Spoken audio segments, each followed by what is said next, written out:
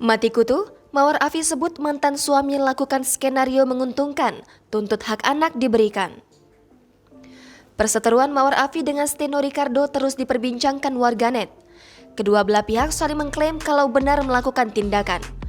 Mawar Afi menuduh kalau Steno Ricardo sudah berselingkuh dengan babysitter anaknya. Steno Ricardo menjelaskan kalau saat bercerai Mawar Afi menyetujui dan ia mengetahui hal tersebut. Namun, kini Mawar Afi menyebut kalau saat persidangan cerai Mawar Afi sama sekali tidak hadir sehingga kesaksian murni dari pihak mantan suaminya. Dilansir Instagram, Maisa Mawar. Kejujuran diungkapkan sepenuhnya oleh Mawar Afi pada Kamis 24 Februari 2022. Dijelaskan juga kalau Mawar tidak diberikan putusan salinan hasil sidang. Keputusan 100% dipercayakan ke mantan suami dan kuasa hukumnya. Kini, Mawar Afi tengah berkonsultasi dengan kuasa hukumnya terkait hak anak-anak. Hal tersebut sangat penting untuk saat ini dijalankan.